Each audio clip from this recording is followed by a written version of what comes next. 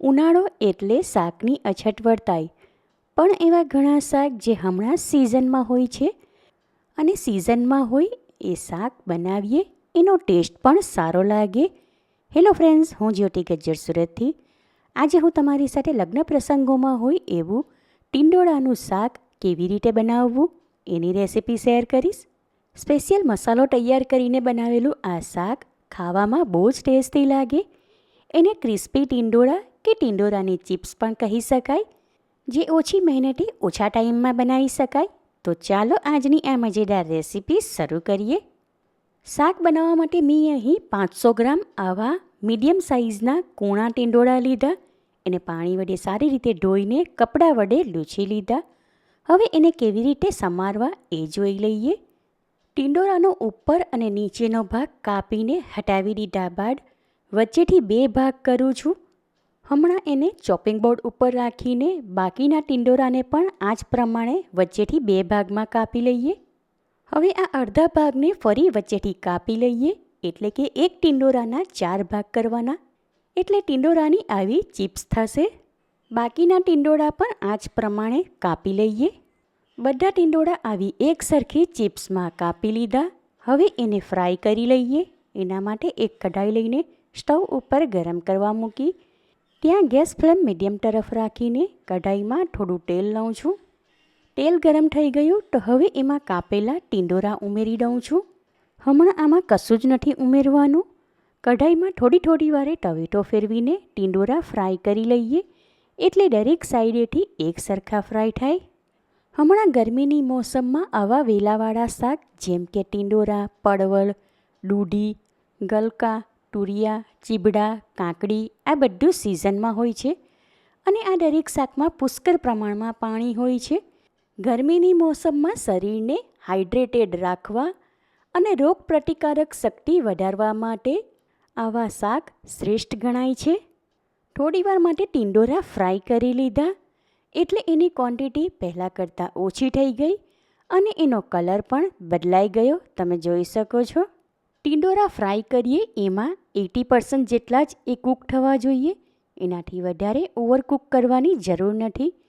માટે આ ટાઈમ પર ટીંડોળાને તવેથામાં લઈને ચપ્પુ વડે કાપીને ચેક કરી લઈએ. તમે જોઈ શકો છો ટીંડોળાને આ રીતે કાપી શકાય છે. માટે થોડા ટીંડોળા જાળી વડે તેલમાંથી લઈને હમણાં એક ડીશમાં ભેગા કરું છું. ત્યાર પછી ગેસ ફ્લેમ ઓફ કરી દેવી. લીલા મસાલામાં 2 નંગ તીખા લીલા મરચાં, 2 મોટી સાઇઝની કળી સૂકું લસણ, નાની સાઇઝની હોય તો 4 કળી લેવી અને 1 ટુકડો આદું લીધું. આ બધું નાની ટુકડીમાં કાપી લઈએ. હવે એક નાનું મિક્સર જાર લીધું, એમાં આ લીલા મસાલા લઈને વાટી લઈએ. એ જ મિક્સર જારમાં 1 ટેબલસ્પૂન શેકીને છાલ કાઢેલા સિંગદાણા ઉમેરી એને અધકચરા વાટી લઈએ. સિંગદાણા આવા અધકચરા દેખાય એ પ્રમાણે વાટી લીધા. હવે વાટેલો મસાલો મિક્સર જારમાંથી આ ડીશમાં કાઢી લઉં છું. આગળના સ્ટેપમાં એક પેન લઈને સ્ટવ ઉપર ગરમ કરવા મૂકી. ત્યાં ગેસ ફ્લેમ લો ટુ મીડિયમની વચ્ચે રાખીને ટીંડોળા ફ્રાય કર્યા હતા એમાંનું તેલ 2 ટેબલસ્પૂન જેટલું લઉં છું. તેલ ગરમ થાય ત્યાર પછી એમાં 1 ટીસ્પૂન જીરું ઉમેરું છું. એને થોડી સેકન્ડ માટે શેકી લીધા બાદ 5 થી 6 કઢી લીમડાના પાન અને વાટેલો મસાલો ઉમેરીને મિક્સ કરી લઈએ. સાથે આમાં 1 ટીસ્પૂન સફેદ તલ, અડધી ટીસ્પૂન લાલ મરચું, 1 ટીસ્પૂન ધાણાજીરું પાવડર, અડધી ટીસ્પૂન હળદર અને 1 ટીસ્પૂન દાળ શાકનો મસાલો ઉમેરું છું. હવે આ દરેક મસાલા આમાં સારી રીતે મિક્સ કરીને શેકી લઈએ. થોડી સેકન્ડ માટે મસાલા શેકી લીધા. હવે આમાં 1/2 કપ જેટલું પાણી ઉમેરું છું, એટલે આગળ જતાં આ મસાલા દાજી ન જાય અને પાણી ઉમેરવાથી એ સારી રીતે ફૂલી જાય. સ્વાદ પ્રમાણે આમાં 1/4 ચમચી જેટલું મીઠું ઉમેરું છું. હવે ટીંડોળા ફ્રાય કરીને રાખ્યા હતા એ આમાં ઉમેરીને મસાલા વડે એને સારી રીતે કોટ કરી લઈએ. જરૂર પ્રમાણે આમાં 2 ટેબલસ્પૂન જેટલું પાણી ઉમેરું છું અને ટેસ્ટને બેલેન્સ કરવા 1 ટીસ્પૂન ખાંડ ઉમેરું છું.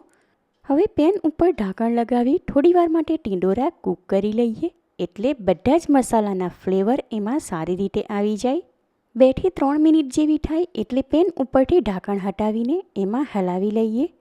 પાણી ઉમેરીને ટીંડોળા કૂક કરી લીધા એટલે ખાવામાં ચવડ ન લાગે અને એમાં ઉમેરેલા મસાલા પણ દાજી ન જાય.